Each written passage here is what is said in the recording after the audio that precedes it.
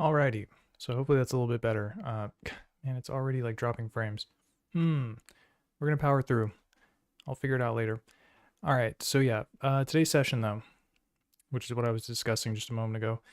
Yeah, MIDI from here going into here, and yeah, this thing M8 is gonna be kind of the sound module, so to speak. So let's go ahead and get some samples loaded up on the M8, and we can get to work.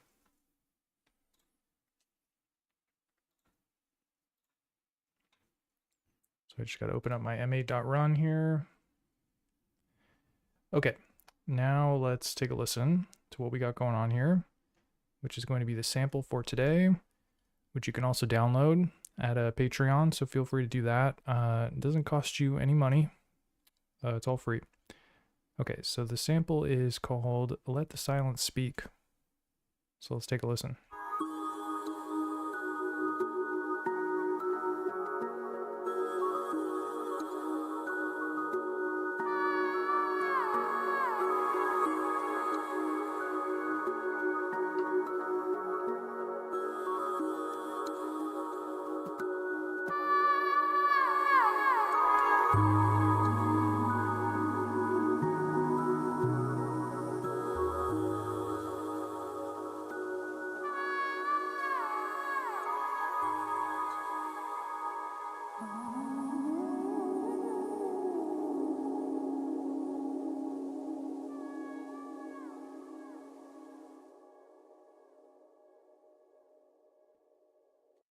Nice. So yeah, that is what we're working with. Let me try and turn this thing up though.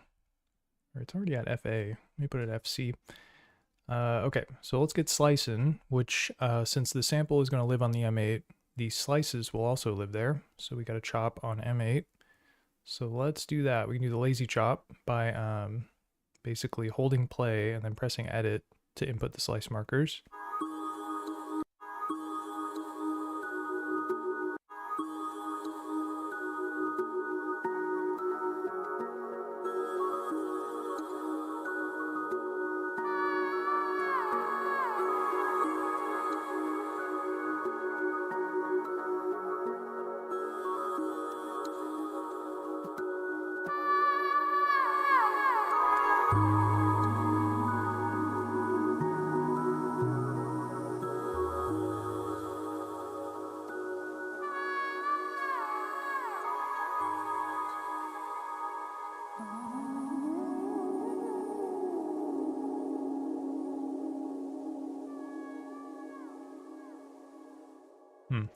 Might have messed up those last ones, but overall I think I did all right. The rhythm in this sample is like pretty pronounced, so it's not too hard to just kind of tap it in. I do want to start this like first slice a little bit later though. Let's take a look. All right, I think that's good.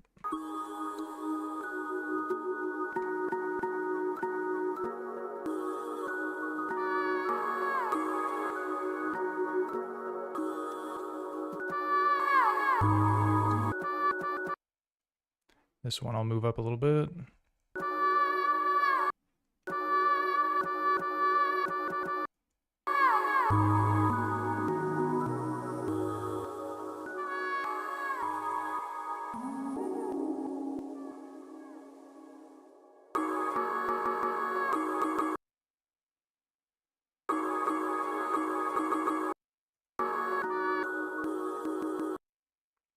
Just trying to get rid of some of these pops, trying to get it closer to the 0-point crossing.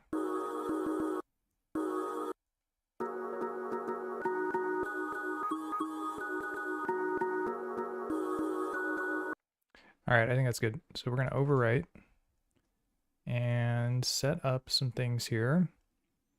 So yeah, first thing I want to do is create an envelope that has the attack, decay, sustain, and release maxed out. So we get kind of a one-shot mode with this thing.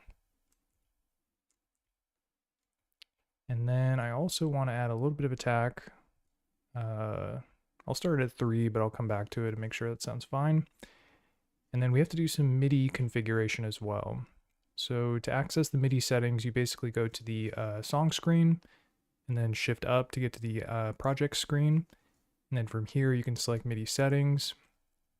And basically I want this instrument, which is instrument 00, the slice sample that I just chopped up, I want that to be controlled on channel 3. So it's already set up like that. Channel 3 is 00, but you can see the rest of these channels are also controlling instrument 00, which is kind of a problem.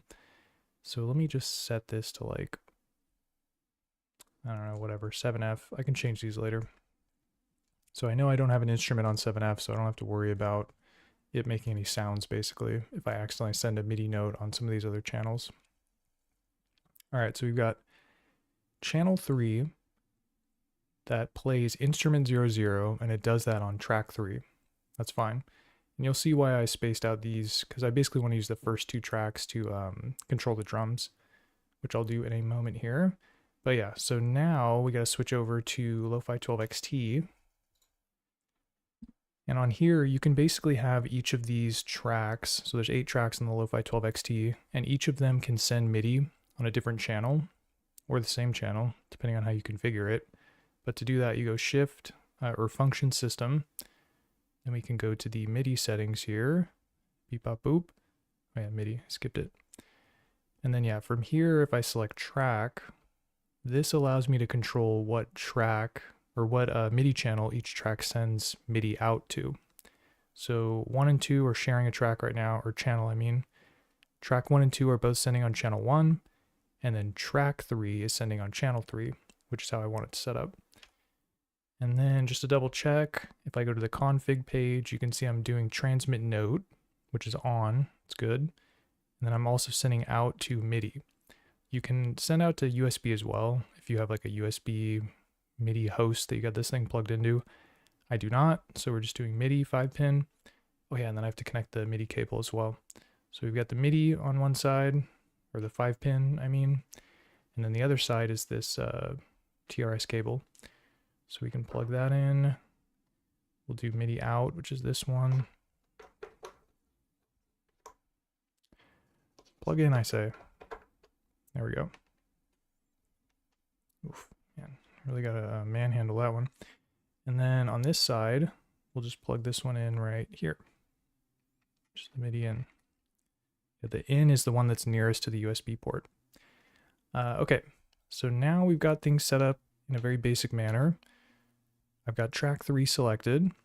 I go to pad, and then go all the way to the bottom because the slices start at C1.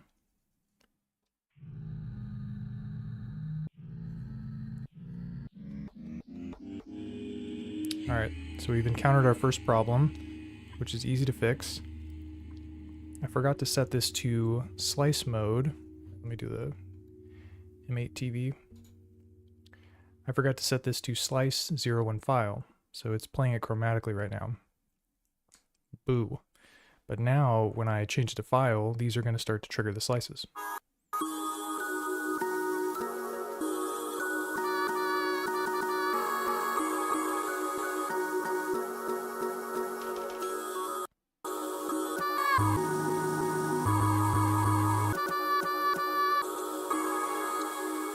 So you kind of get the point. And yeah, the whole purpose of doing this is as fun as it is to input the notes into the M8 sequencer, which is very precise, and you get a lot of control over, you know, parameters and FX commands and stuff like that. Sometimes it's fun to just, you know, tap stuff in using like a MIDI controller. So that's kind of the idea here, is you get to be a little bit more expressive with the performance. But okay, now that we've got that set up, I can make some changes to the sample too. By adjusting the parameters here, so I can detune to pitch it down.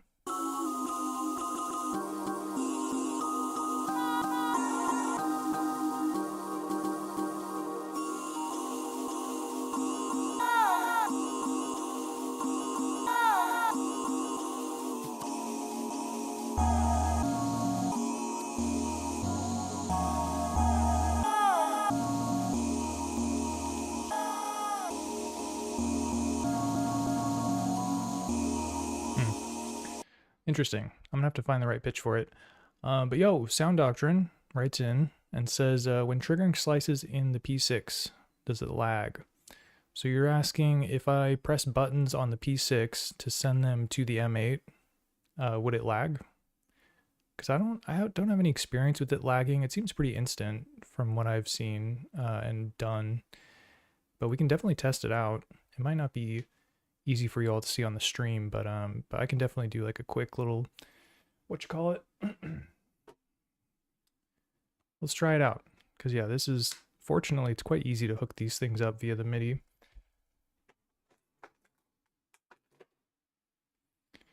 And see what's going on here. All right, so let's unplug this and plug this in.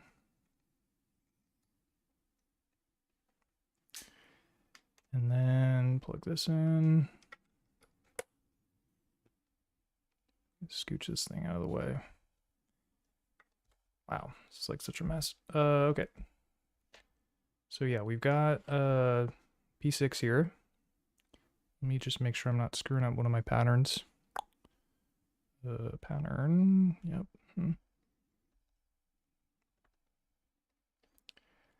All right, and then I gotta change the granular channel to channel 3. G channel, where you at? Okay, so now I should be able to send MIDI notes. So you can see it is triggering, but you don't hear anything.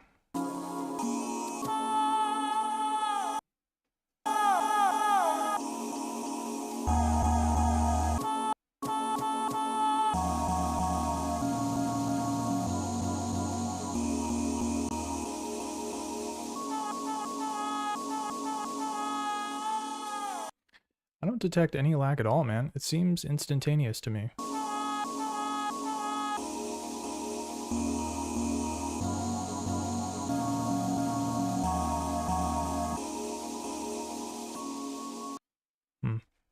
So yeah, I'm not sure what might be going on with your M8 if you're getting that lag sound doctrine. Yeah, I'm not exactly sure what would be causing that. You could try a different cable, maybe, because I don't know, some cables are different quality than others, so trying a different cable could work. Yeah, that's weird. Are you doing it over like USB? Like, oh wait, you wouldn't be able to do it over USB because it's not a host. Yeah, man, definitely try a different cable, and then hopefully that gets you sorted out. Okay, back to the mission here. Just unplug this.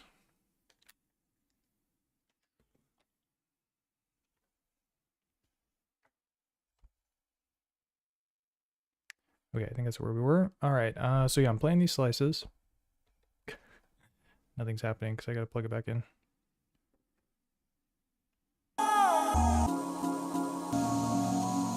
Also quite instantaneous on this thing.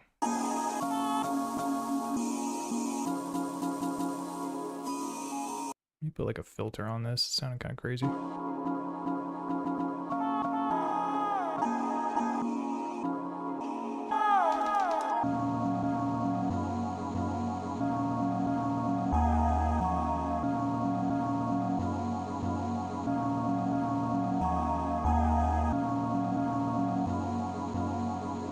I kind of dig that. Keep it real simple.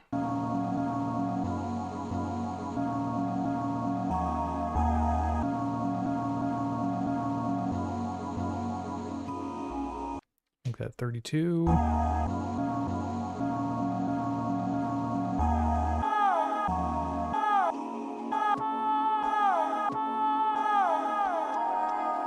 And what tempo is this? Let's try 89.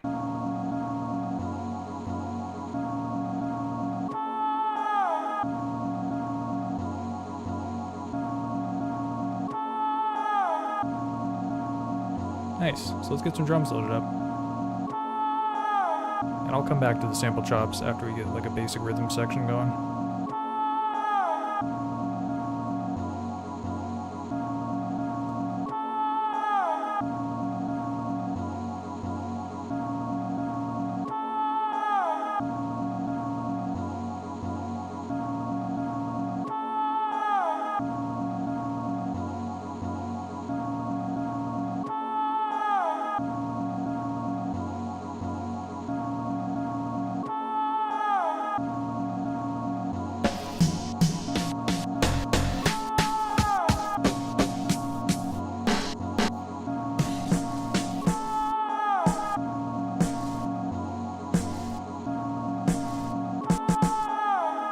Nice, I like the sound of that one.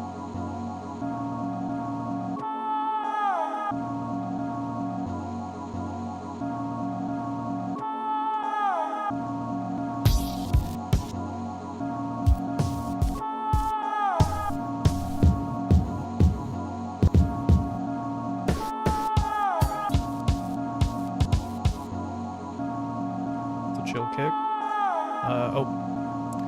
Yeah, so there is like kind of an interesting way to do to control multiple instruments on the M8 over MIDI. So my video tomorrow is going to talk more about this, but this is kind of like a sneak peek of how this works.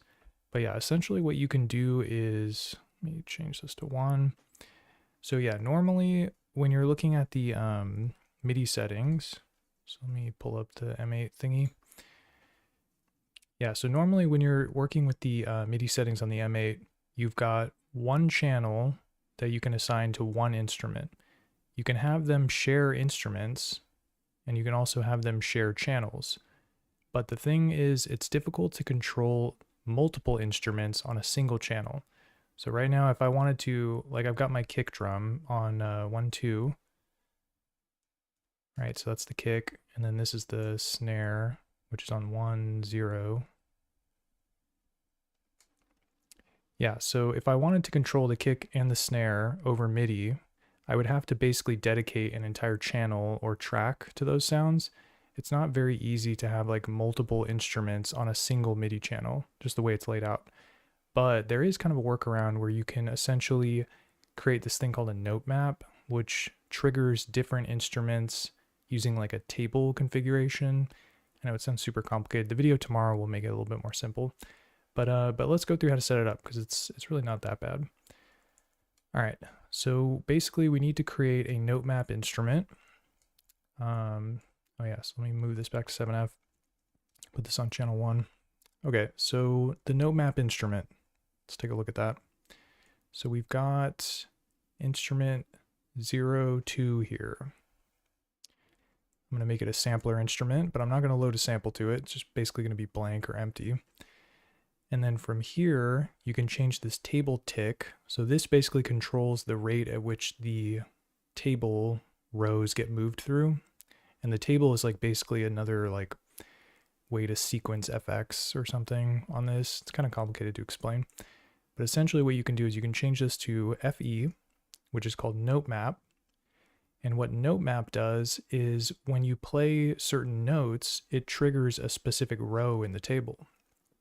So just to show you an example, we'll do track 2. So right now I'm sending the C5 note, and that note should be playing this top row of the table. You don't see it on the table though for some reason. Let's just do like a very basic sequence that shows it. So C5. Oh, whoops. Yeah, that'll work. And then C#5. So when I press play, you'll see the top row is active, and then the next row gets active when it plays C#5. So essentially the note is just telling it to do the whatever command is on this table row. And there's a very handy command, which is called instrument, INS, and this can basically just target a different instrument. So right now we're on instrument 02, which is a sampler, but when it plays the note map C5, it'll play this note, and then this row of the table will tell it to trigger a different instrument. So we're going to do 1, 0, which is my snare drum, and then this one I'll do 1, 1, which is the kick drum. So you can see now I'm pressing these MIDI notes, C5, C#5, and it plays the snare and the kick. The only problem though is it's playing it pitched up an octave because I'm sending C5 instead of C4. So you just have to do a transpose here, F4, and then this one will be one more. And now it'll play at the correct pitch.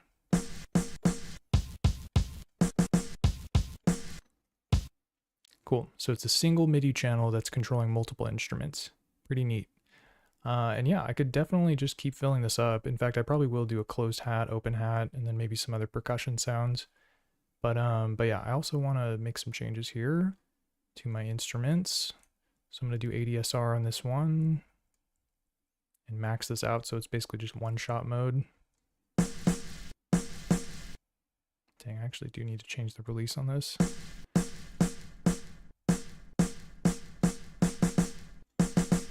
Sounds chill. And then the kick, I need to also do one-shot mode. Here we go. Kick drum, ADSR, volume, and then just crank it.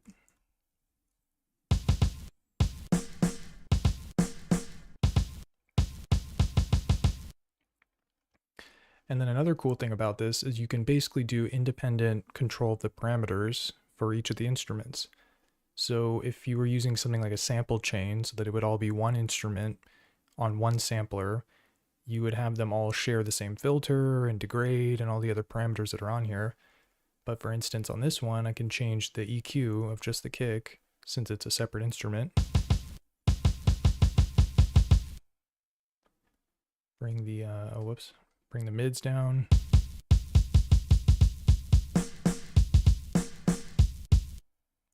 Then maybe do like a little high cut.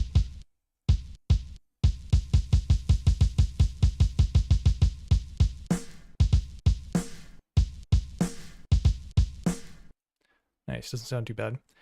And then, yeah, we could load up some other instruments as well. But let me just get something very basic sequenced with the kick and the snare, and then we'll shop around for a hi-hat. So M8, go bye-bye. Here we go.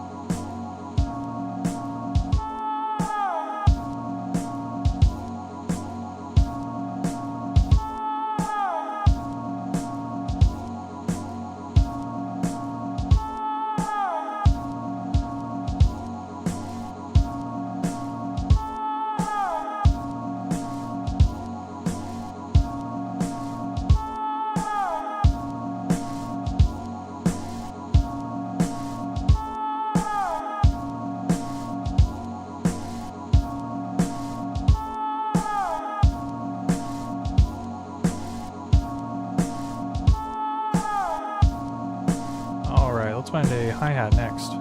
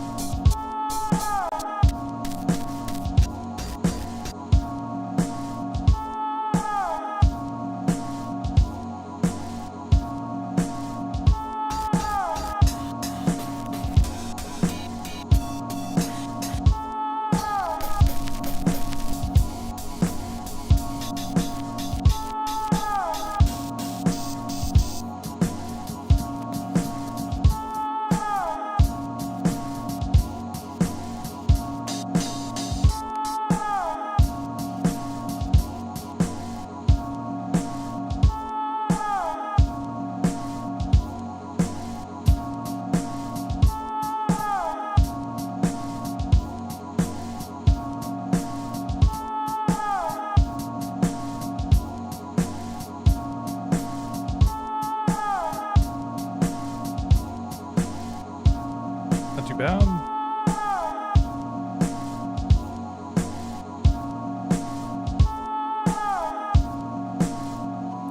All right, so now I need to add it to the note map instrument. So let's do that. All right, so we've got this instrument on instrument number 12. So we'll go back down to instrument 2, just the note map instrument.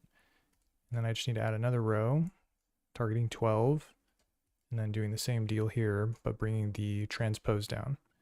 And so now I should be able to trigger the hi-hat on the MIDI channel. So we're still just using one channel, but now we've got 3 instruments that are being controlled on it. Okay, let's record in the sequence here.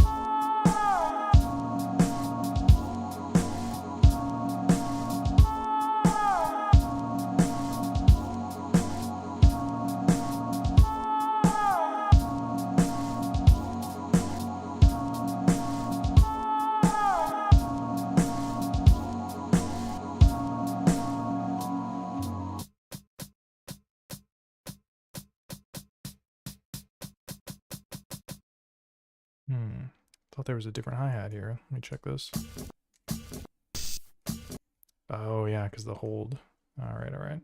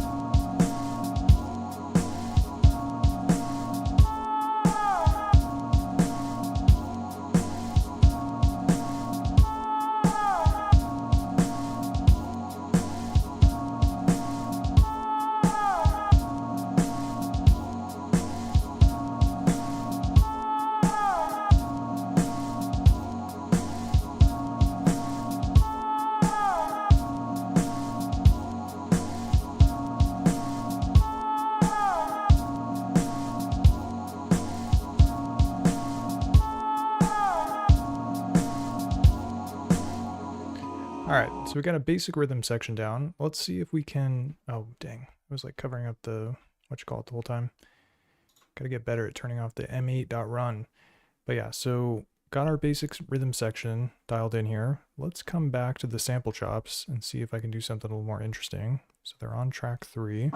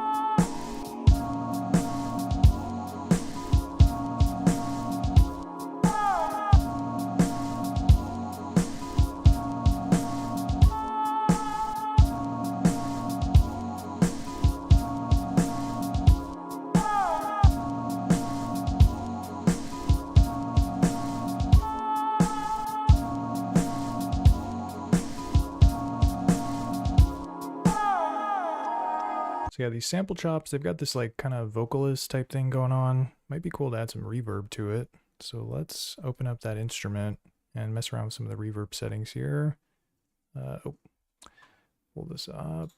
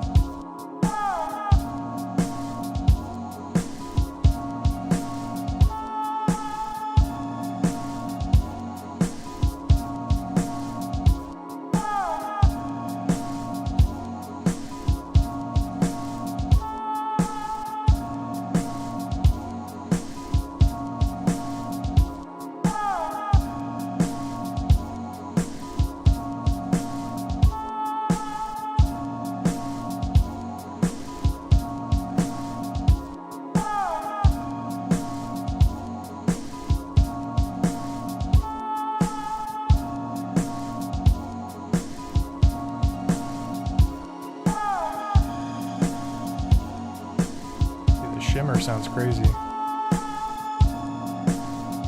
It almost sounds like a string section, like on top of the sample.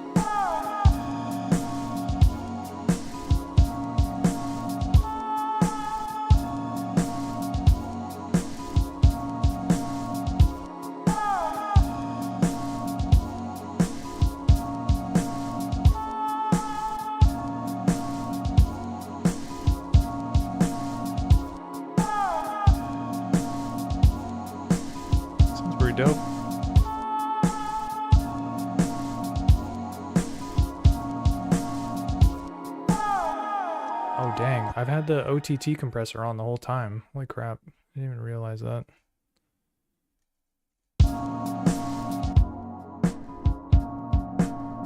Dude, it sounds hella different with this thing off. Wow, holy crap.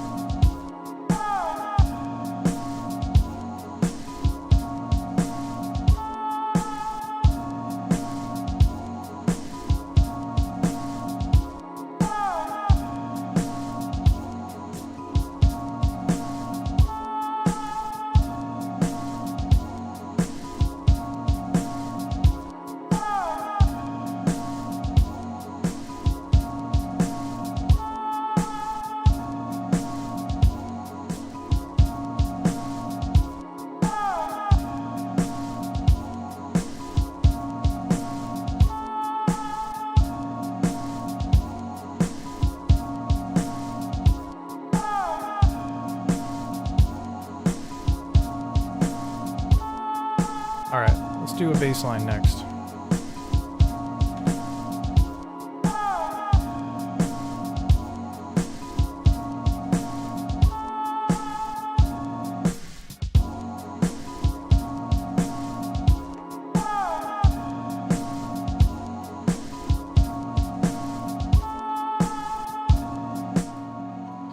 I guess to preserve some of the polyphony on the M8, I will just do this using sounds on the Lofi-12 XT.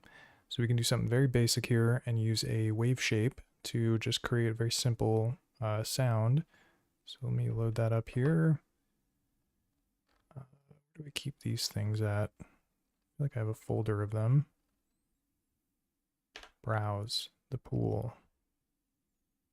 Here we go. Single cycle waveform. And we'll just do like triangle, I guess. Load, I say. Got to put it on loop mode, of course. Beefy. Let me turn it down. It's like hella loud. Although the OTT compressor is like really picking up some noise there. Got to put the filter on it too.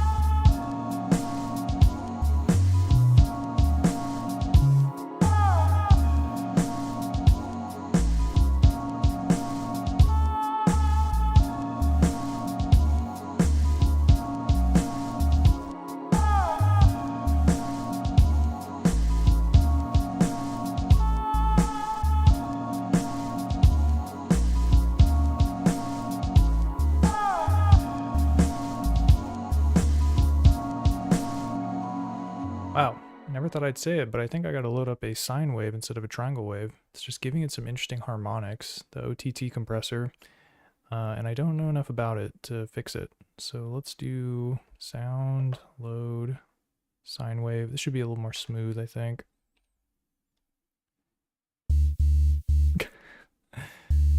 Yikes. Still pretty buzzy. It's got the filter on.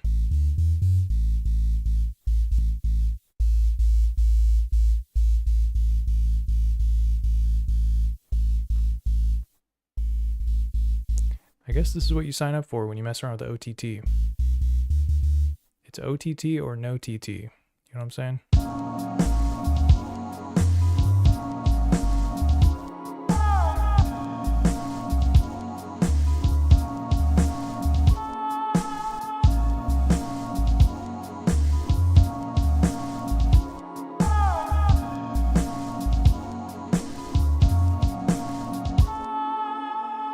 It's not gonna work. All right, let me just clear this out.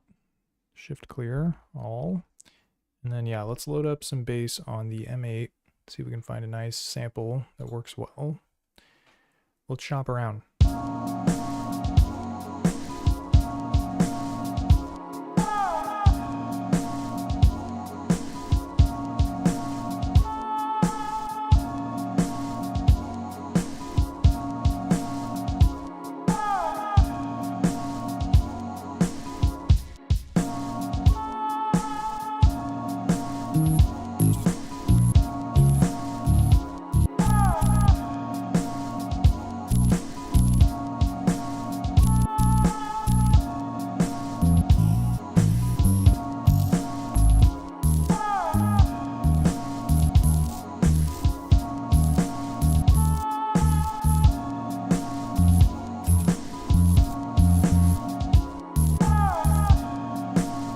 I like this one.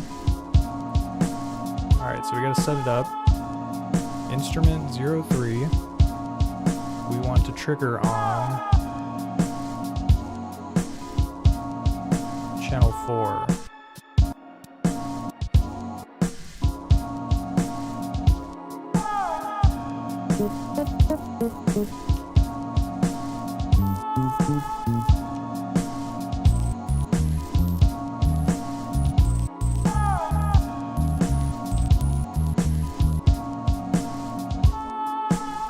So far, so good. Probably got to put a filter on it though.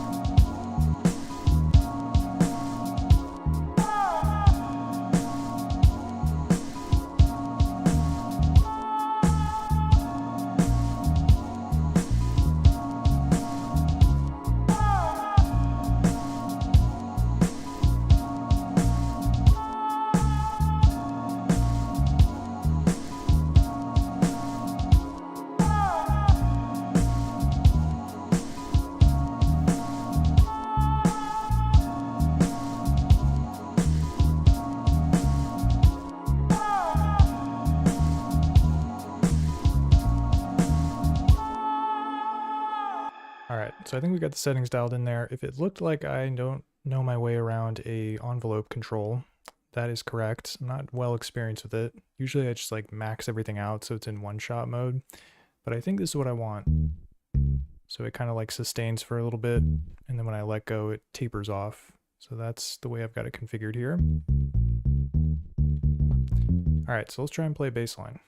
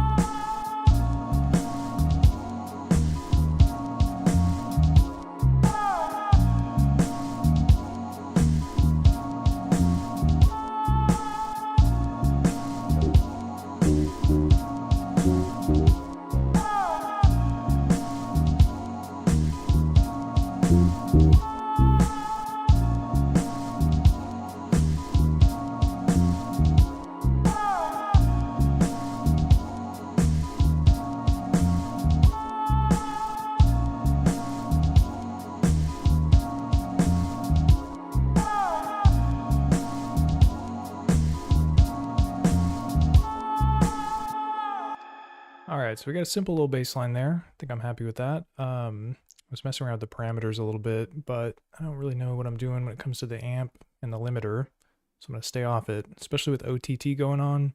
Who knows? I could totally screw up the mix. So yeah, we got bass. So we got a couple extra tracks left, so let's keep trying to load up some sounds here.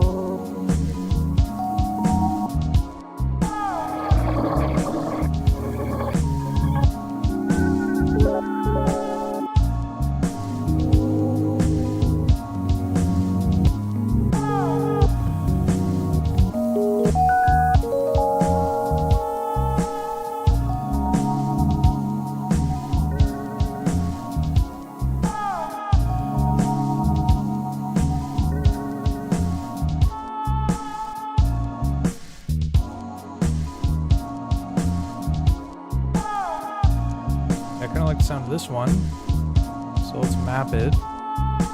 Channel 5 on track 5.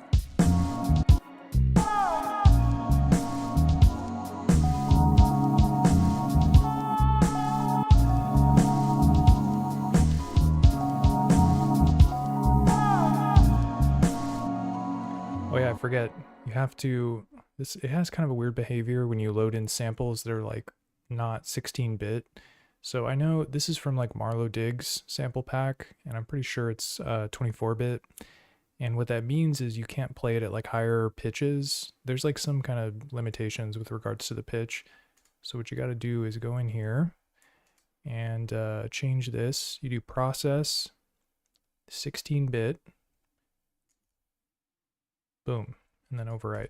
And now I should be able to play it at different pitches.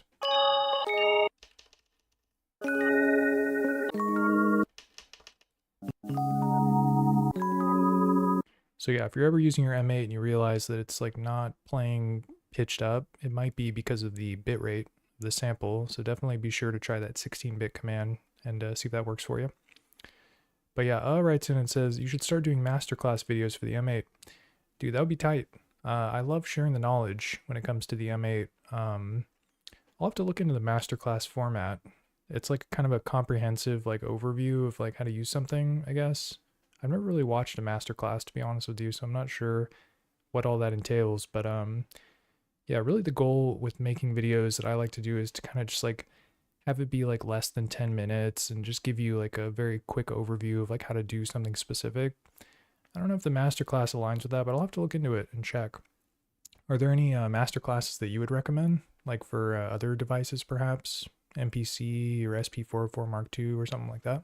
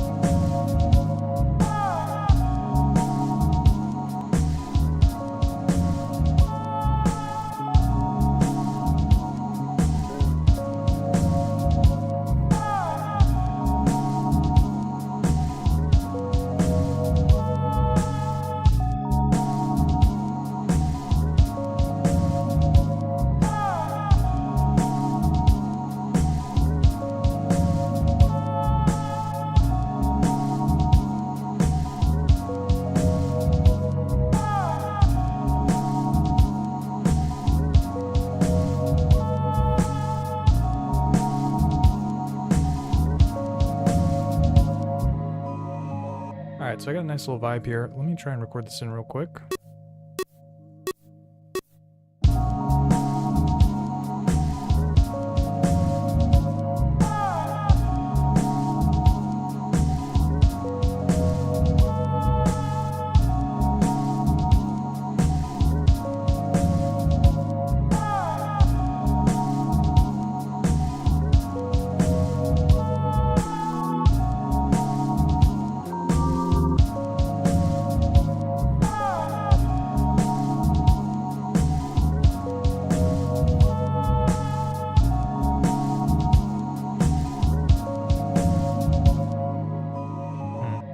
Be able to mess around with the timing on that.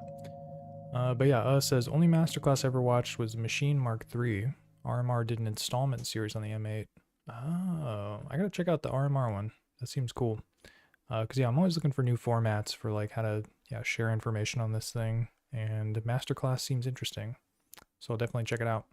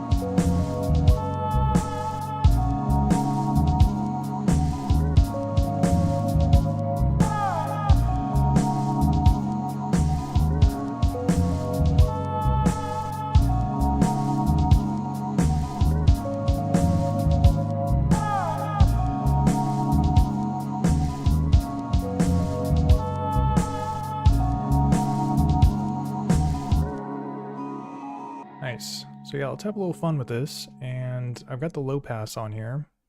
Let's do some modulation and kind of get it sounding more interesting. Might be able to get some nice like wah-wah kind of sound going on here. So maybe what I'll do is just mute everything except this track so we can just hear it.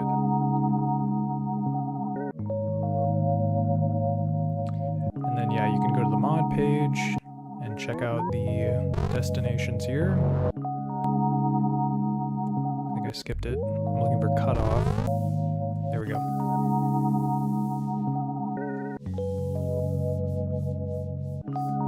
And yeah, the frequency is how often it modulates, which at the bottom there's help text and it says how many steps it'll take to cycle through the modulation, which is pretty cool.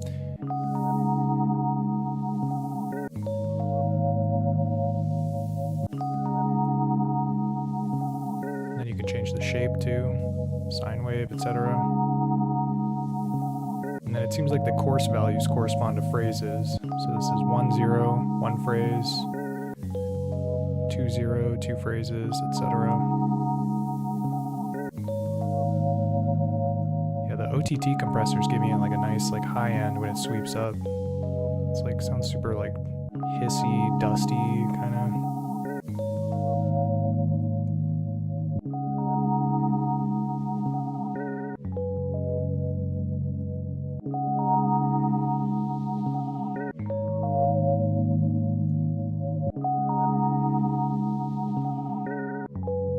Hear it with everything else.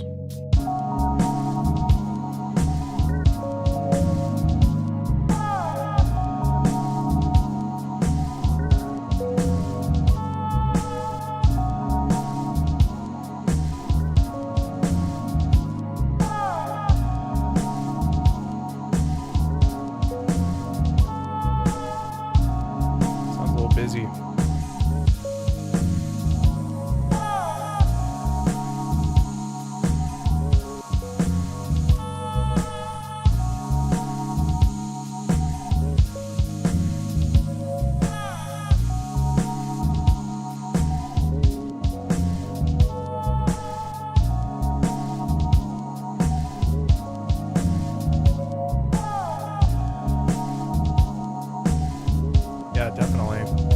definitely sounds like the vinyl sim kind of compression for sure.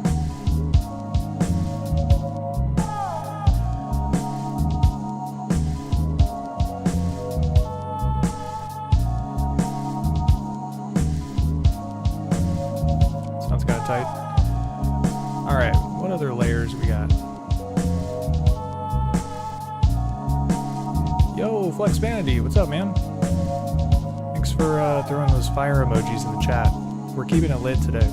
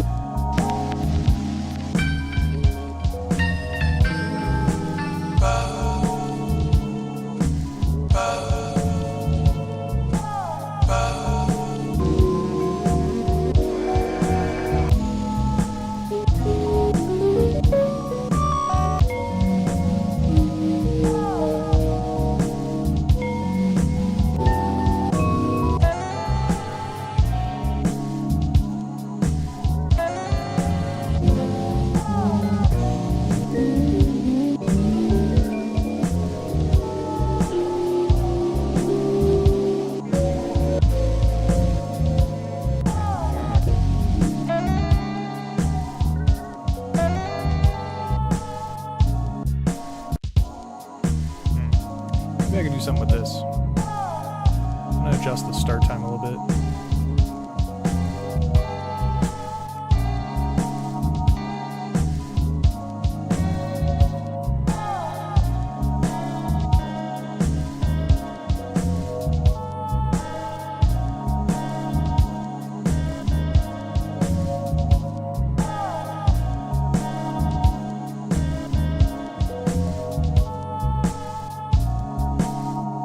Alright, let's do our usual MIDI shenanigans here. I gotta map it. Track 6 is open, so let's do instrument 05 on track 06. Instrument 05, track 06, here we go. And then I should be able to just hear it.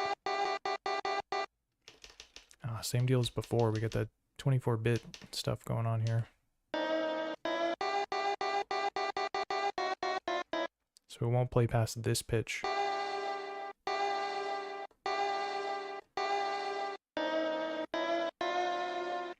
So yeah, let me just 16-bit it. Whoa. Okay, and then edit. Turn off the loop too, I don't need that. And then yeah, process 16-bit. Where art thou? Override it.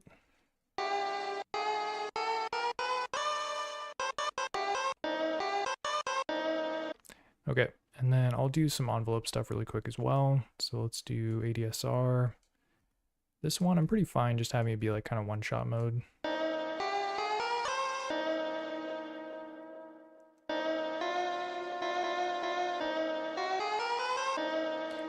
All right, let's listen along here and see if I can punch something in.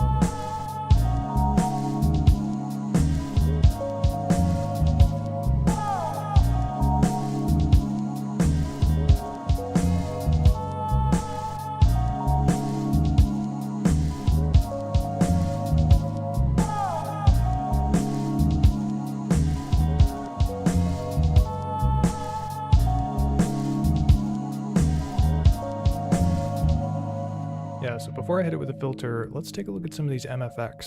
So this is also part of the beta firmware. So originally this would just control the chorus, but now it's like a triple. You can select one of 3 options. I think it's 3. There's chorus, but then you can also change it to phaser or flanger, however you pronounce that. So yeah, let's see what phaser's all about on this guitar. Might work out well here.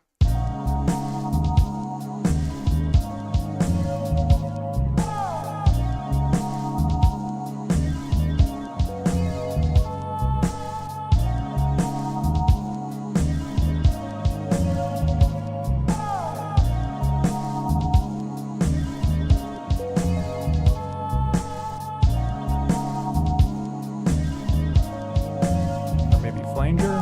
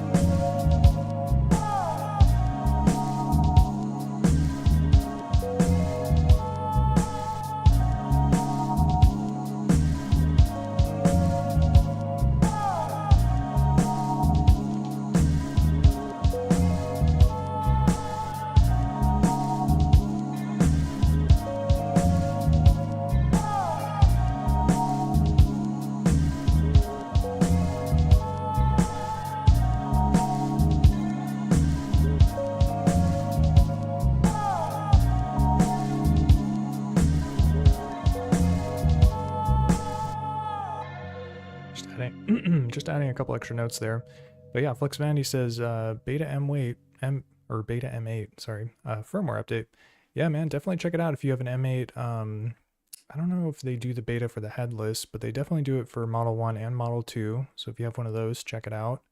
Yeah, it added a bunch of stuff like the OTT compression. There's the new MFX, which is, yeah, the chorus, reverb, and flanger. Trying to think of other stuff that they added off the top of my head. I think that's pretty much it.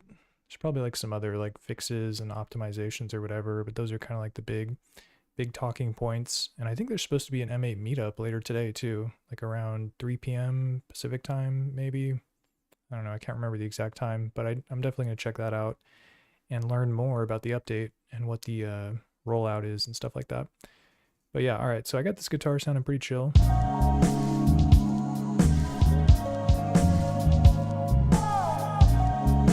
What else we got?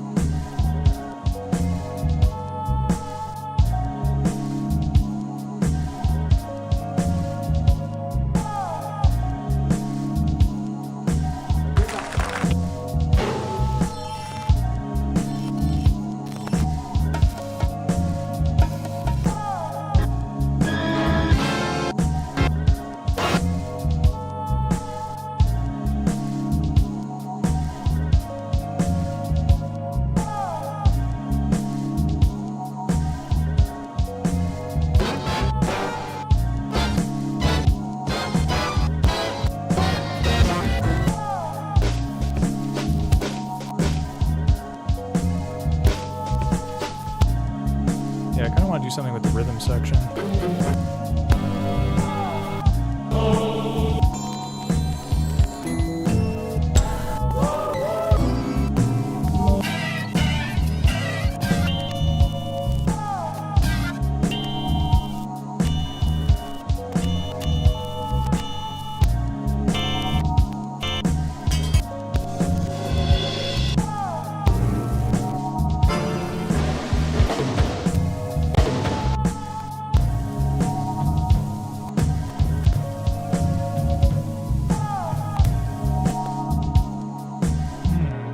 What do we got here?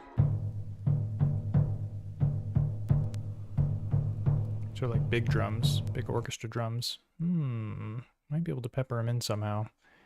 Let's get slicing. So we're gonna lazy chop this thing, or maybe I can just count it out and put some auto chops in there. 2, 3,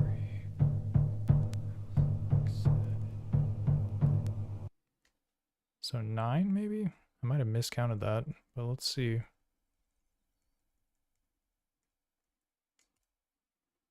Yo, it's like perfect, I think. Let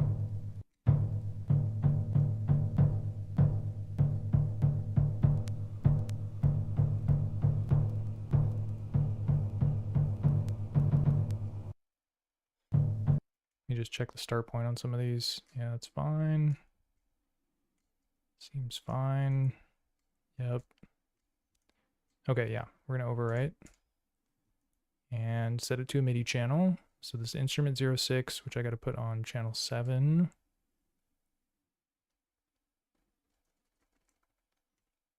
And now I should be able to play it. Or wait, no, I got to do, I always forget to do this. You got to put it to 01 file on the slice. Don't forget. All right, so now I should be able to play these slices back. I got to go all the way down to C1.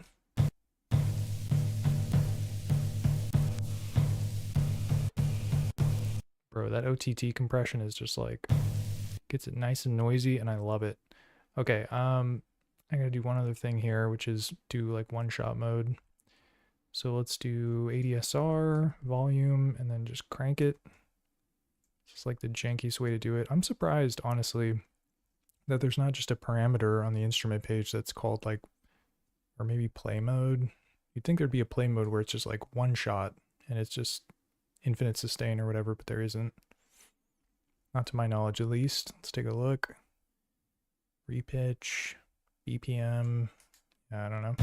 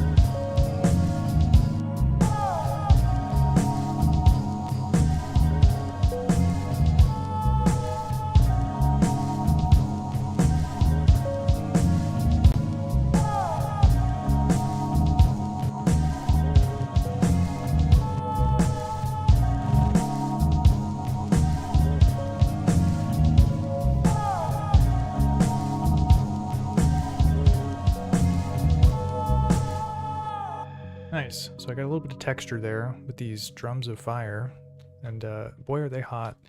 Now let's take a look at our tracks here and see what we got left. I just have track 8 open, so one final track. What should we put on there?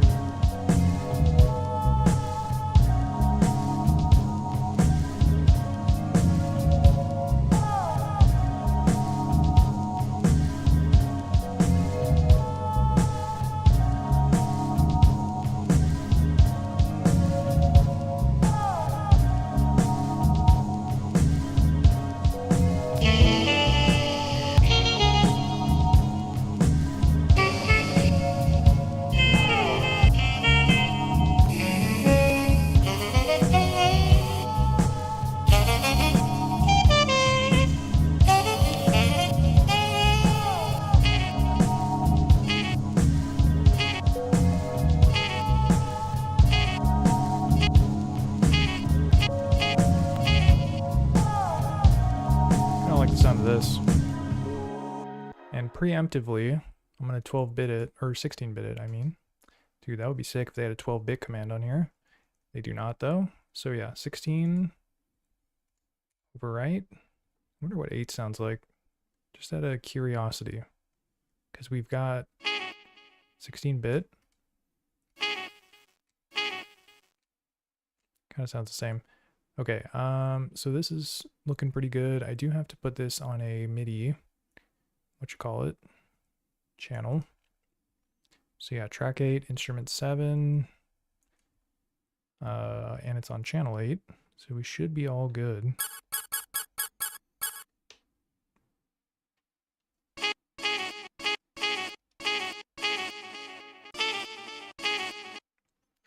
And yeah, actually I might do a little bit more editing of the sample just to get rid of that delay, because the delay is not really at the tempo that we're working at, or at least I don't think it is. And it certainly won't be if I play it at different pitches. So let's just try and get the horn by itself here.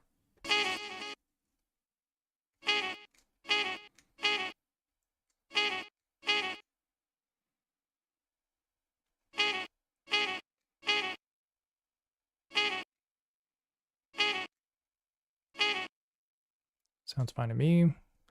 And then, yeah, why not? Overwrite. And let's play something in here.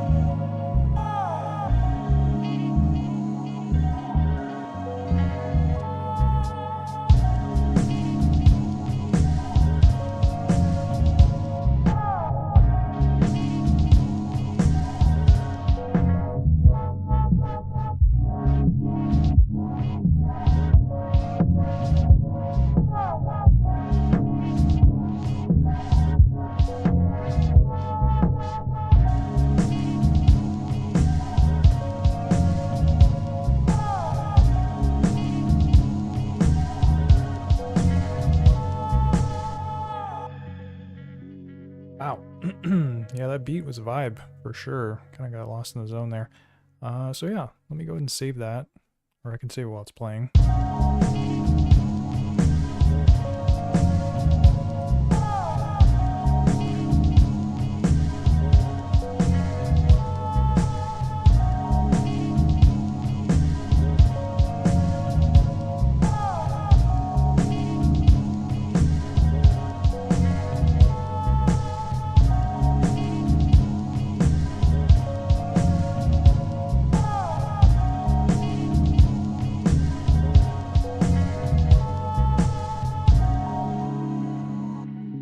Nice. So yeah, and that was all just like sequencing from Lofi-12 XT and then triggering the sounds on the M8. So everything basically lives on the M8.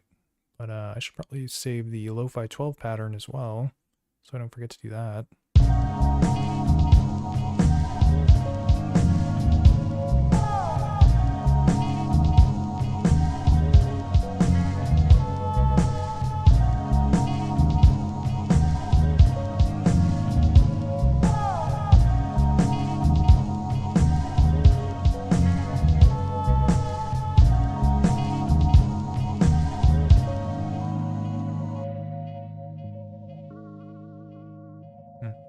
And then save the project too. All right, cool. Well, I think we got time for one more beat, so let this save, and then I don't know, maybe I'll do one that's like just on the M8, because the Lofi-12 XT is a little more complicated than I thought it would be, getting these things to play nice. So yeah, let's go ahead and switch it up a little bit. Get my M8 up here. Everything has been saved, so we're chill. Do new. Bada boo. And then let me make sure, yeah, OTT is off. Because last time I accidentally left it on when I was making that beat, and I totally forgot about it. But we will turn this back on probably once we get to a good point. Let's find something melodic to mess around with though. So load up. Got these Marlowe Dig samples. This thing dropped pretty recently, so I'm trying to check it out.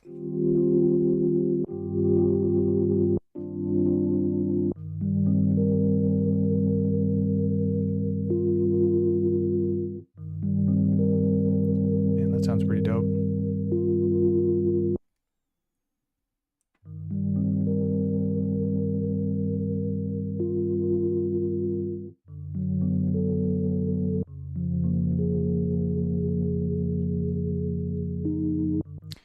Might be hard to play chromatically though. Let's keep looking around.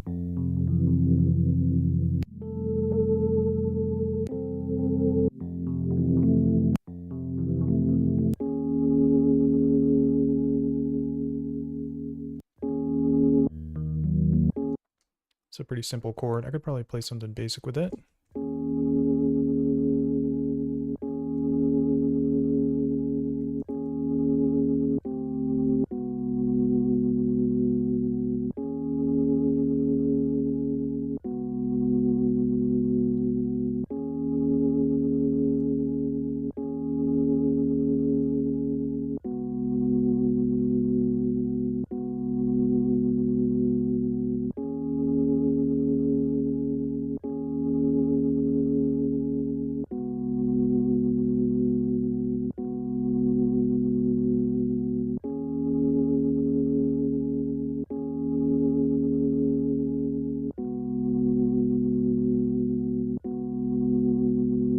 Try putting this send delay command in here.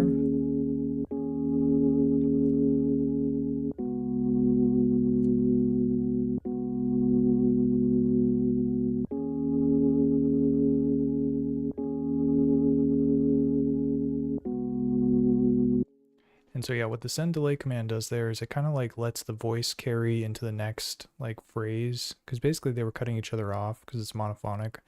But if you put a send delay command towards the end of the phrase, it can kind of like give it a little more sustain, because you're basically sending the audio to the send delay.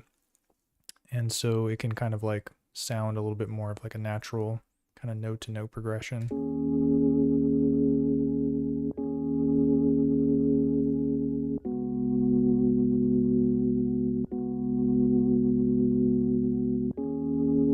All right, let's get some drums loaded up here.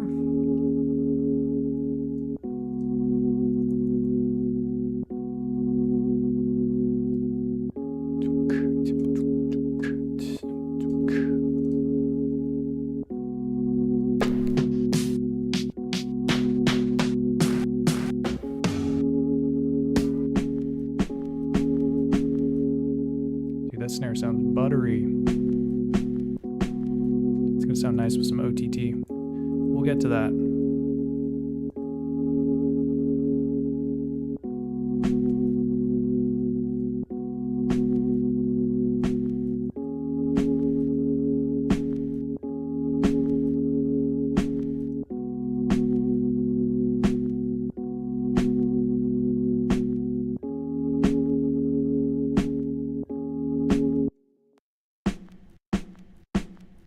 There's kind of a click in it, but I think we can live with it. Once I get the hi-hat dialed in, it'll probably mesh very well, I'm sure.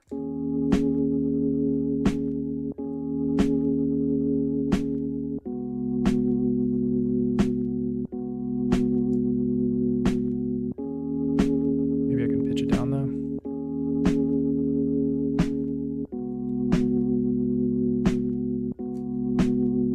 Nice. All right, let's do kick drum next.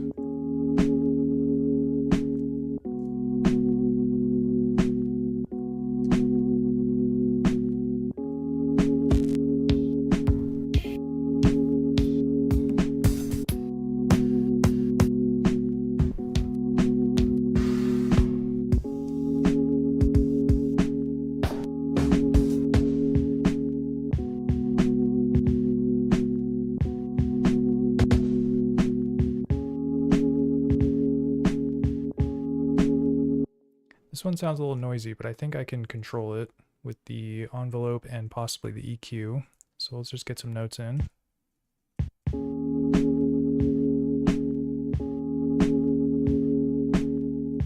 We'll start with the envelope.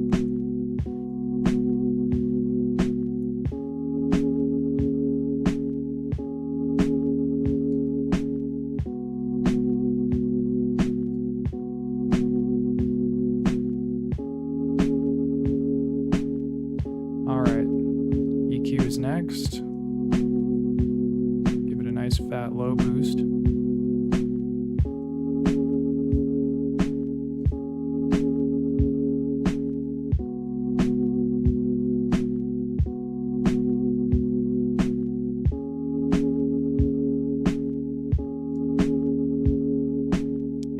All right, and yeah, I'll create a more unique rhythm section and sequence after I get the basic sounds dialed in. So next up is the hi-hat.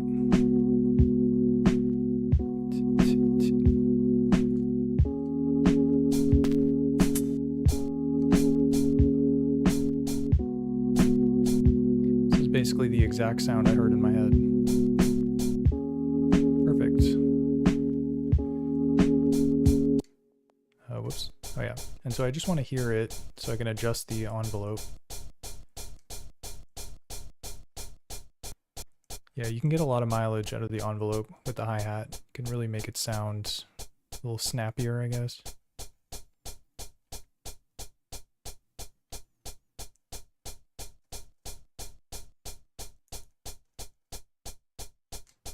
It's not too bad.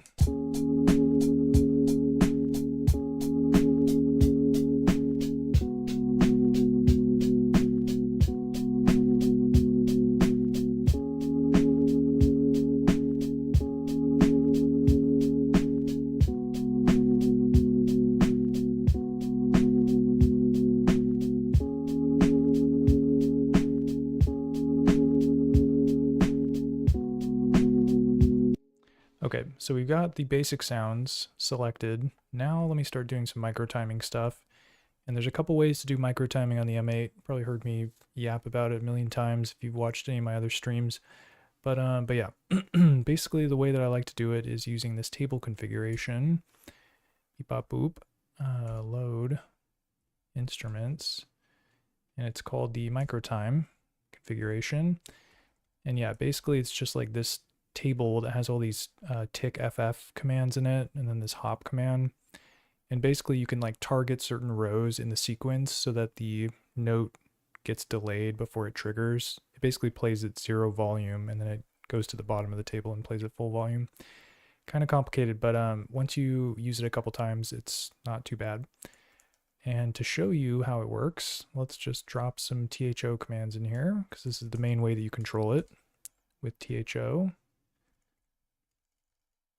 Okay, so right now we've got THO set to O, as in no, it's not doing THO. But if I change this to 2 or greater, it's going to delay the triggering. So listen to the hi-hat.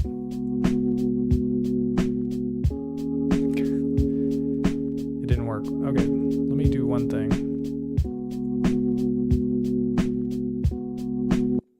I probably screwed it up. Yep, definitely screwed it up. Okay, the other thing you need to do is actually copy it. So copy, and then you need to paste it. So I did not paste it into the hi-hat trigger, or the hi-hat table. So now it's in. Now take a listen. And you're gonna hear the hi-hats kind of like push back.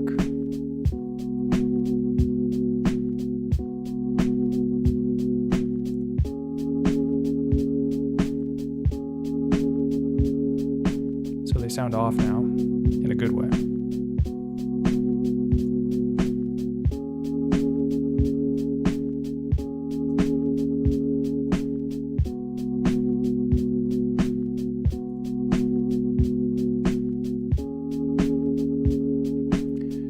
Adjust the velocity of some of them too, make it more humanized.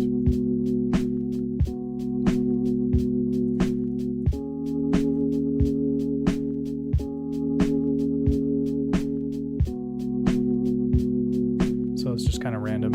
Okay. Let's do it to the kick next.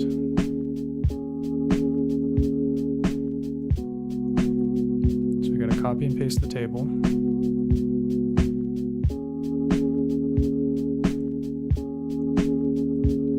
THO command.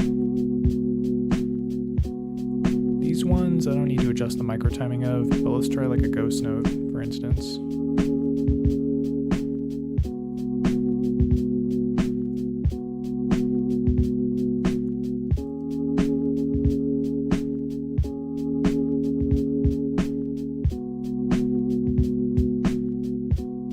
And you can also combine it with the DEL command, which is quite interesting.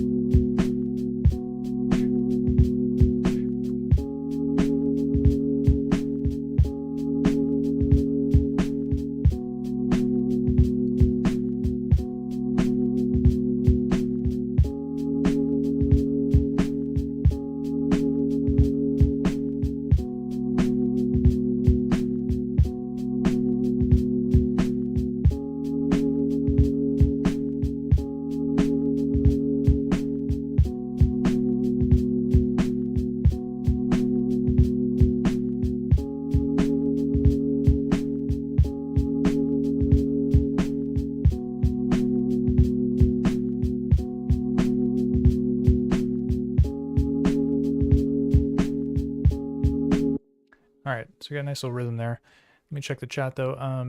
Sophatron writes in and says, how long does the battery on the M8 last? If it dies or gets turned off, does it autosave? I've been learning / testing a headless one with a game handheld and love it, but the battery life is meh.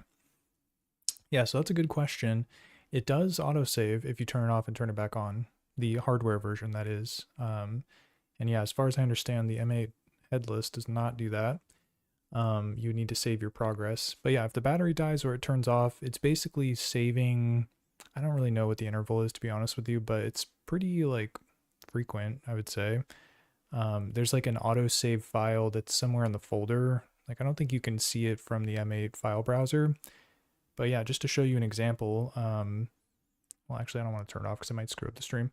But yeah, so just take my word for it that yeah, it is auto-saving, and if it powers off, when you turn it back on, it'll load up whatever you were working on. It does if you turn it off, not if the battery dies. Oh, okay. Cool. Yeah, I'm not sure how it behaves when the battery dies. I'm going to be honest with you. The battery has never died on me on this thing. The Model 2 has like a massive battery. I think it lasts like 10 hours or something. So I've never used it for so many hours to where I wasn't able to recharge it. So unfortunately I can't give you any advice on that. But yeah, the battery lasts a long time, and as far as I know, it should be auto-saving.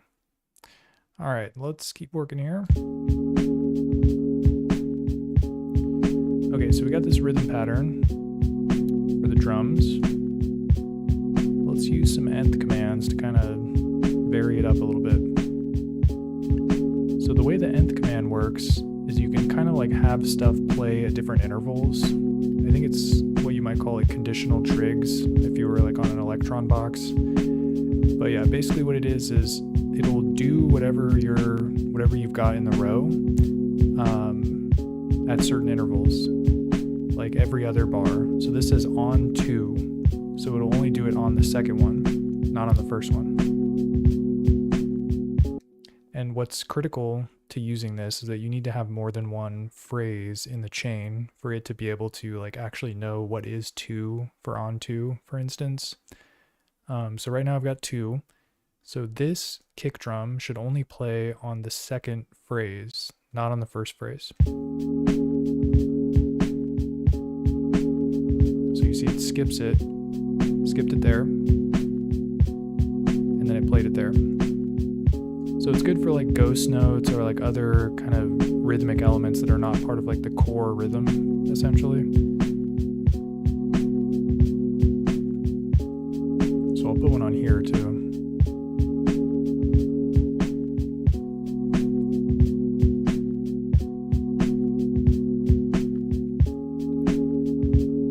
So these are on 2, but we can also do one for so on 2 is like on the even ones. We can also do one for on the odd ones. So let's do 1 and 3.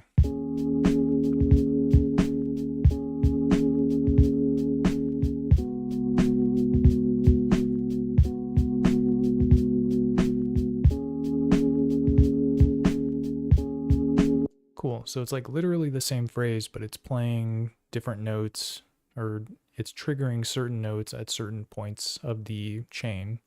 So it's kind of helpful for like building out more complex rhythms, but using fewer chains to do it. So I like it. It's kind of convenient in that sense. Okay, and then let's do some micro timing on the snare too. Probably don't need to do it too much, but we can mess around with it a little bit. Yeah, no problem, Sopatron.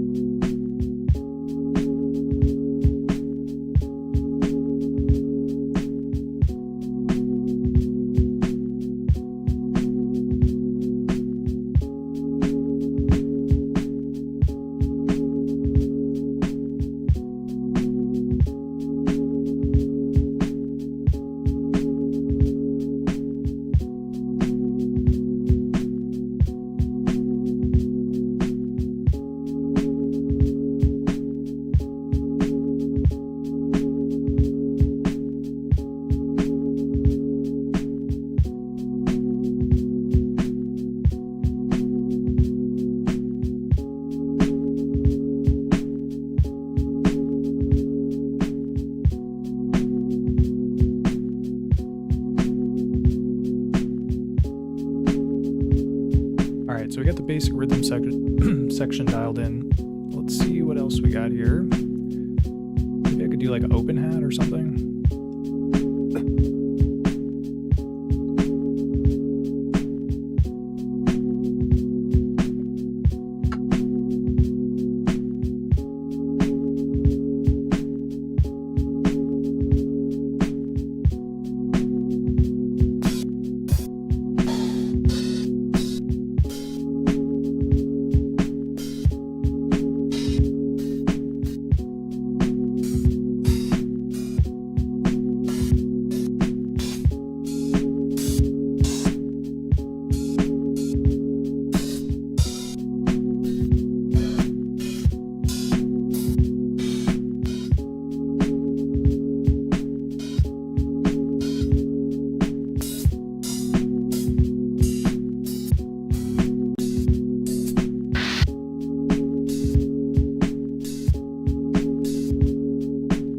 this will sound good pitched down. Let's see.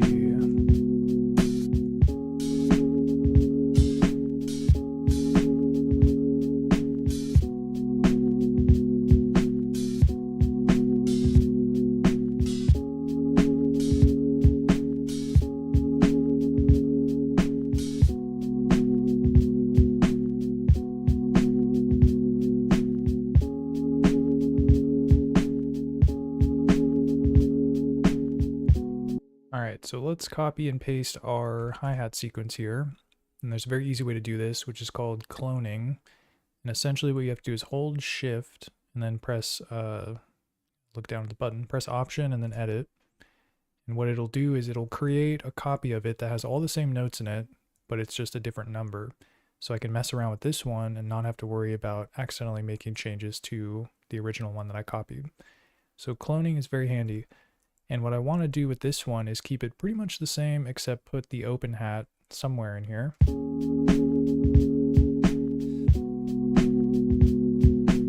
So maybe like right here.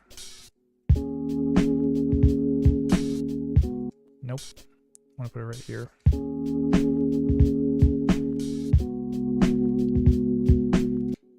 But I have to add the micro timing table configuration to the open hat too, so that it's like kind of in rhythm and time with the other elements. So let's do that. Yield copy paste. And see what that sounds like.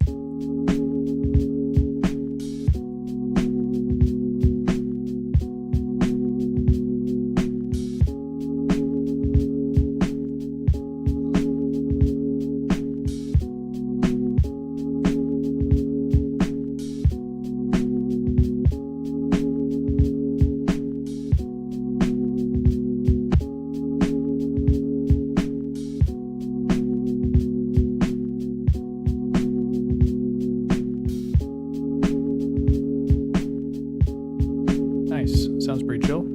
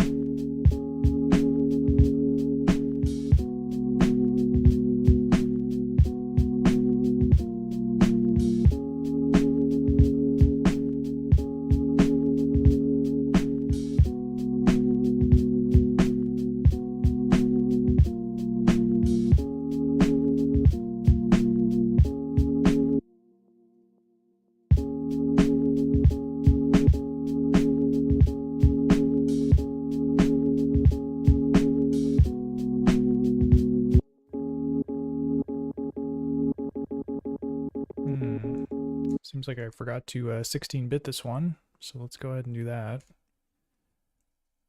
Okay. Yeah, so I couldn't play any of the higher pitches on the sample because of the bitrate. So you can solve that pretty easily by just going to the sample edit screen and then doing 16-bit, overwrite, and now I should be able to play it a little bit higher.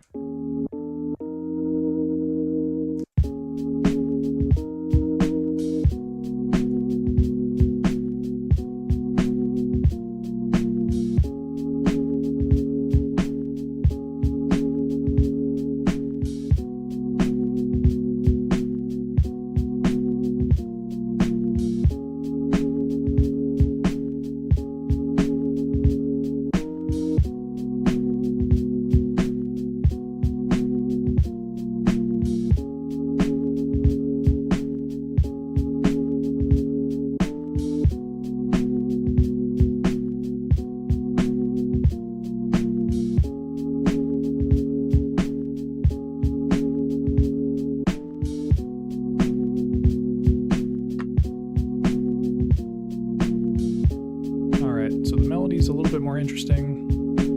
Probably need a bass at this point. Boom, boom, boom, boom, boom, boom, boom, boom, something like that.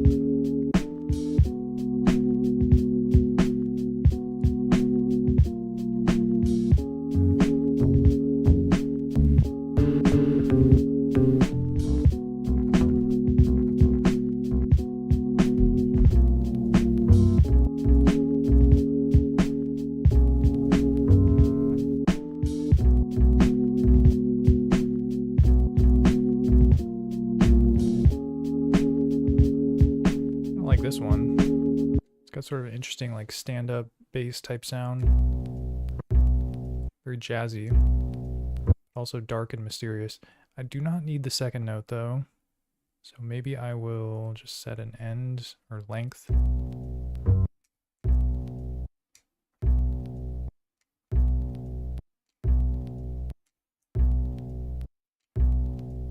Nice, okay, that sounds good.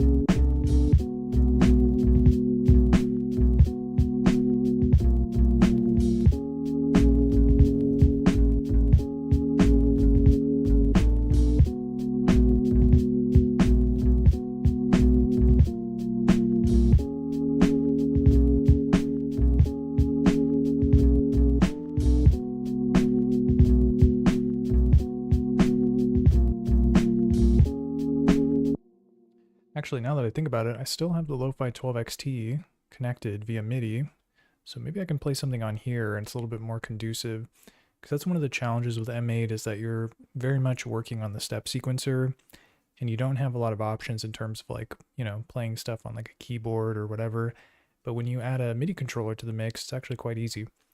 So let's do that. I need to go to my MIDI settings here, and right now the rec note channel is set to channel 9. So basically what that means is if I send MIDI notes on channel 9, it's going to add them to the phrase or sequence, and it'll also just play the last instrument that I played when I send notes on that channel. So that means I have to do MIDI channel 9 on my Lofi-12 XT. So let me dial that in real quick. Function system, MIDI track, and then we'll just have track 8 be MIDI channel 9. Very simple. And so now when I send notes on this, it should play it.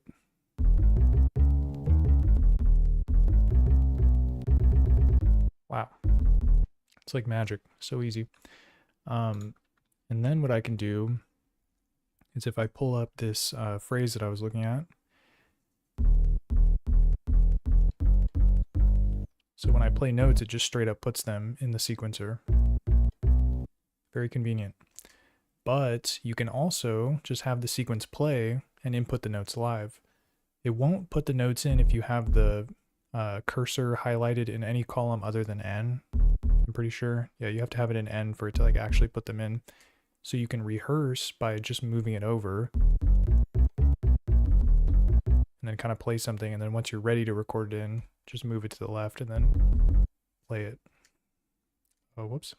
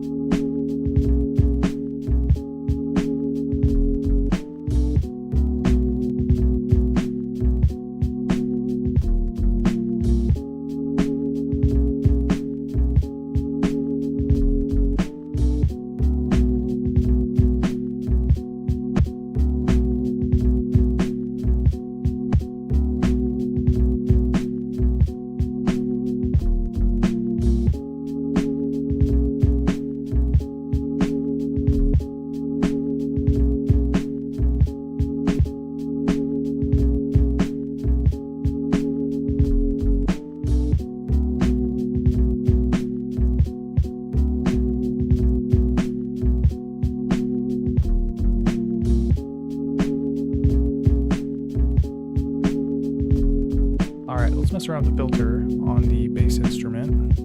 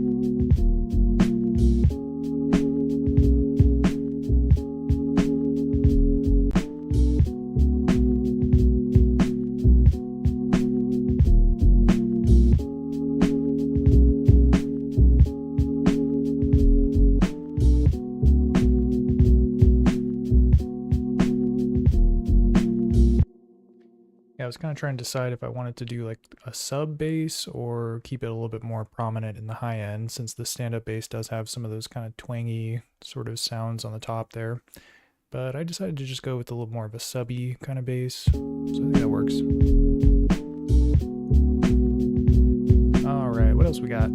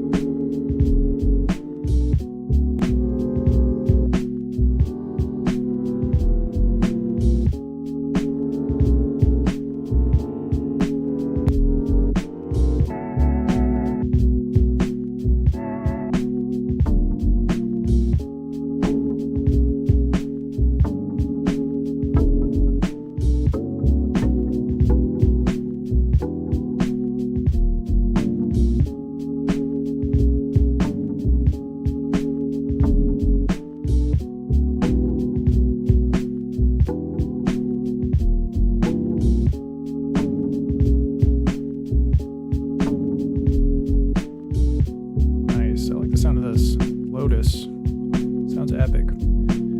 All right. But yo, Alistar writes in and says, hello, nice Sonics. Thanks so much, man. I appreciate you saying that. Got something interesting and jazzy going on here. Okay, so we've got Lotus 10, but I also wanted another one, which I can't remember which one it was. Let me see here.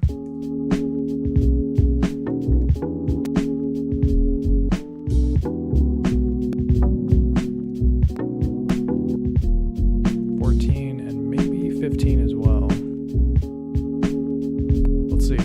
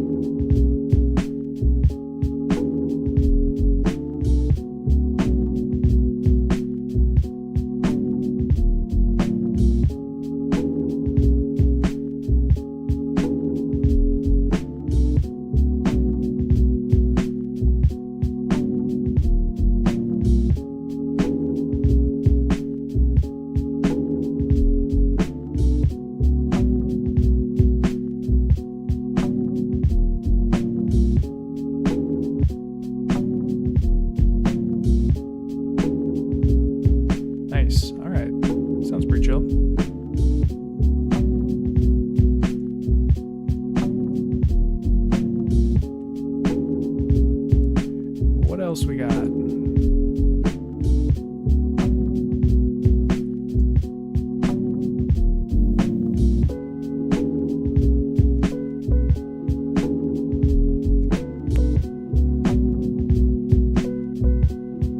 I like this sound.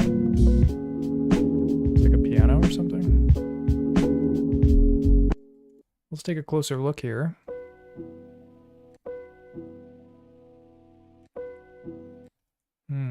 Okay. Maybe I can pepper it in.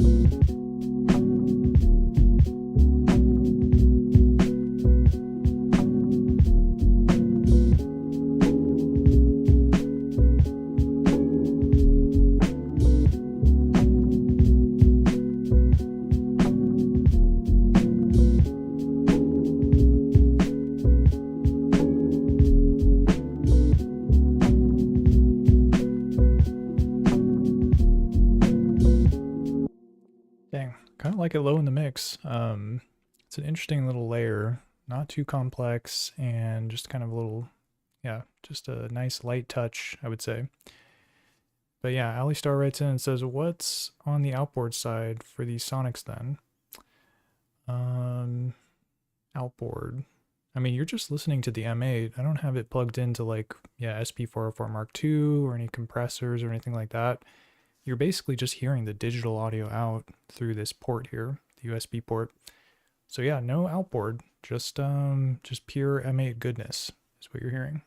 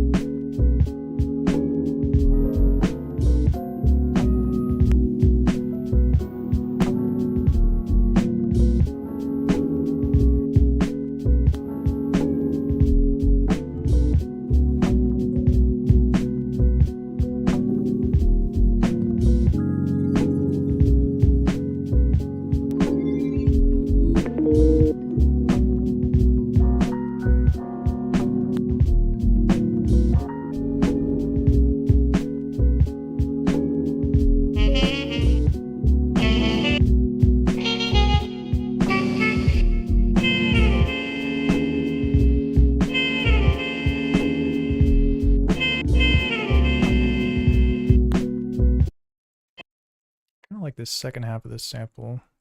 I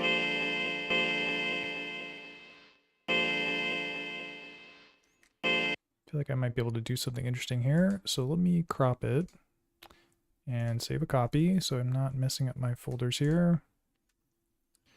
All right.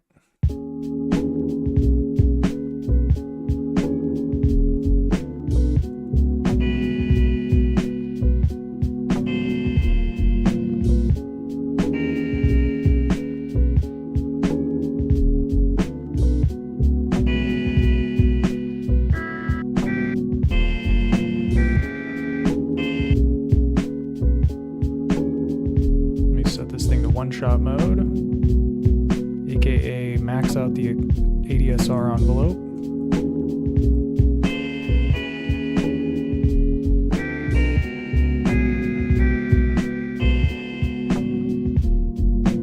I gotta put a filter on it.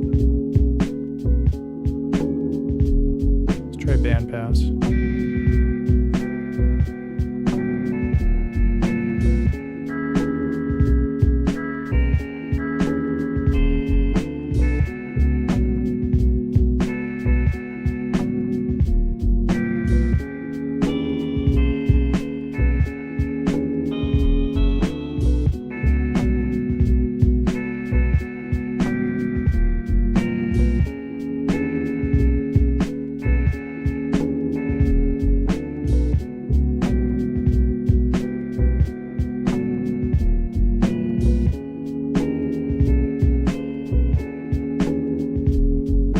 Find some notes that work well here.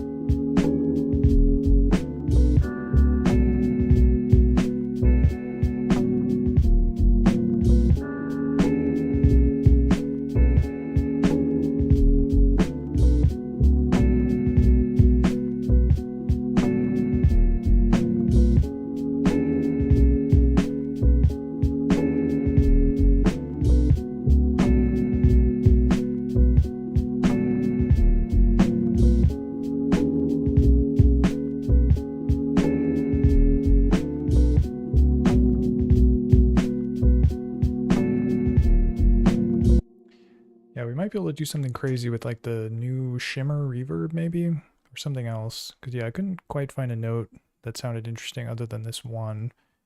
Or maybe some delay or something. Let's see. Oh yeah, Alistar. Yeah, no problem, man. Yeah, I do not have any outboard gear, so you are hearing what you're hearing. But yeah. Okay, let's see here.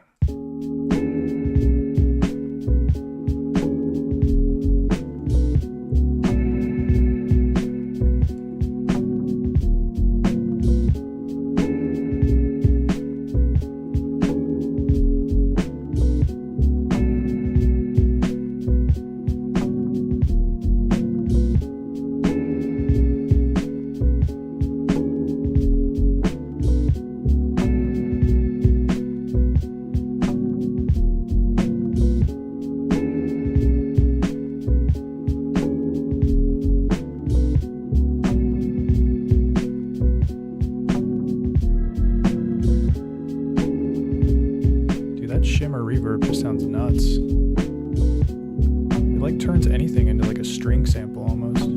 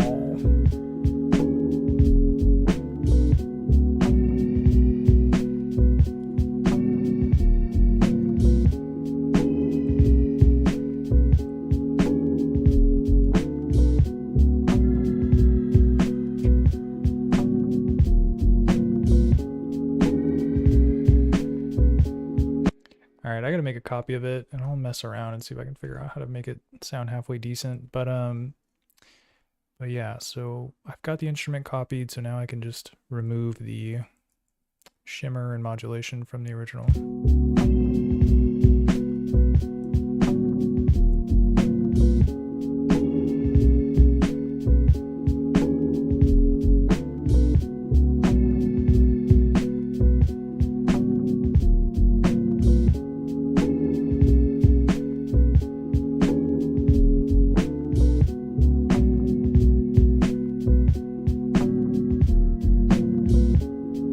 Straight up space whale vibes, that's for sure. Yeah, vibraphone would be nice. I'm gonna see what I got here.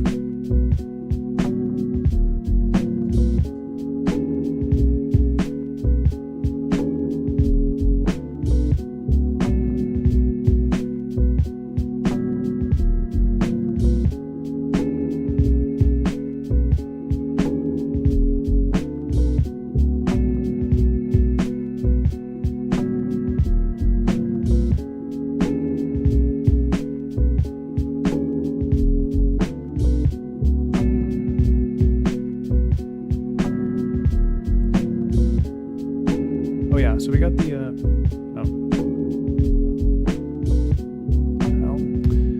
but yeah, so we've got the OTT compressor as well. So let's mess around with that, see what kind of sonics that adds.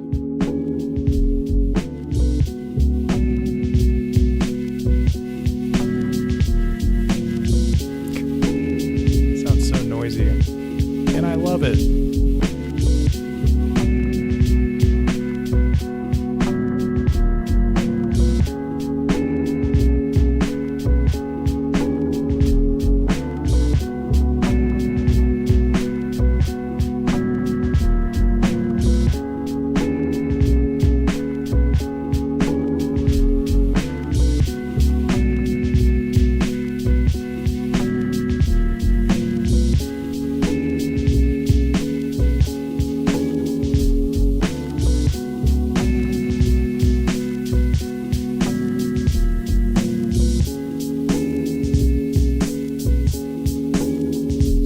Do it past 8.0, it really lifts up like the higher frequencies.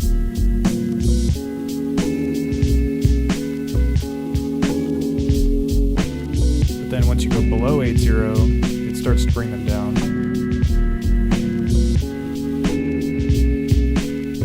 And then the time is like, I don't even know how this works, to be honest with you.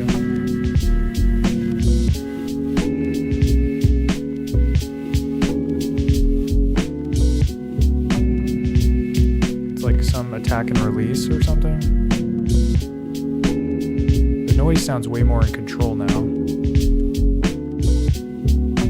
then when I bring it down, the noise like really floods through.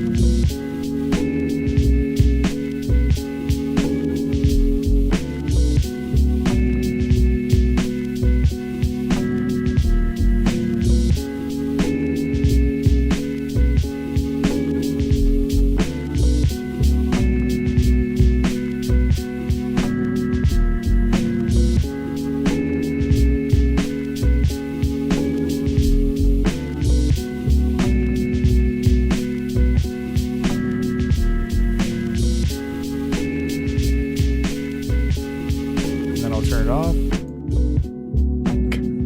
It sounds like totally different.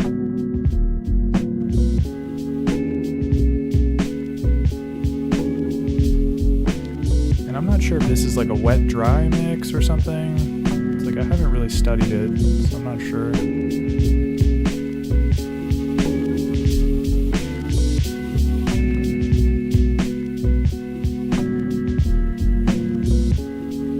Nice at 40, just like a little bit of color. So this would be like 25% basically.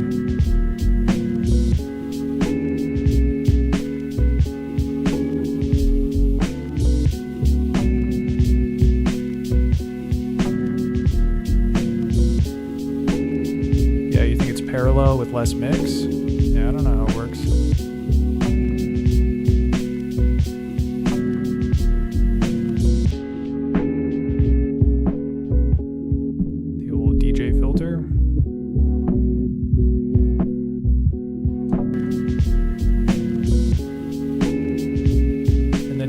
do like a EQ as well.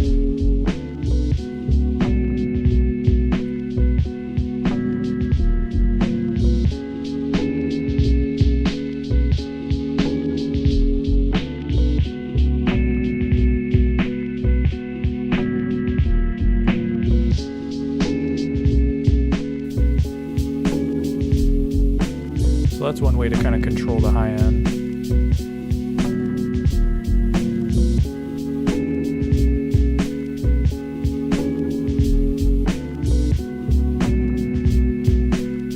Or you could just bring down the color.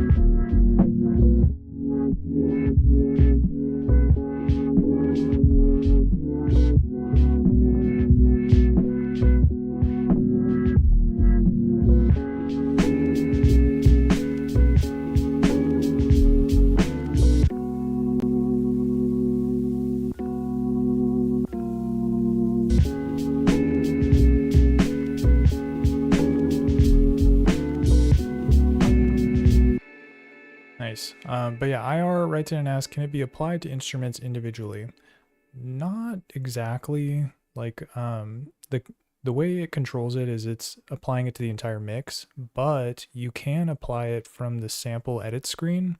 So you can kind of like bake it into samples as a way to like have it only apply to certain tracks, quote unquote.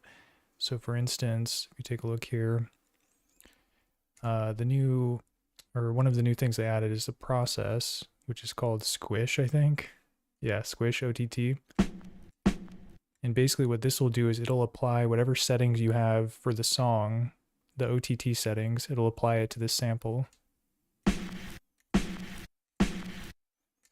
Yeah, so I think that's the only way to do it to, oh yeah, you said to instruments. Sorry, I thought you said tracks. Yeah, so you can definitely apply it to instruments by just straight up, yeah, squishing in the sample edit screen and then, you know, overwriting or saving a copy or whatever. But yeah, as far as I know, there's nothing else to control it beyond that. And then the color and the time.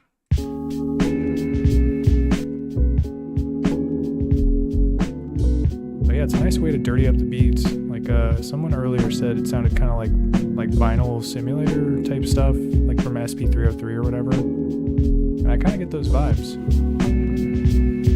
Yeah, it makes me think of like SP404 compression or something.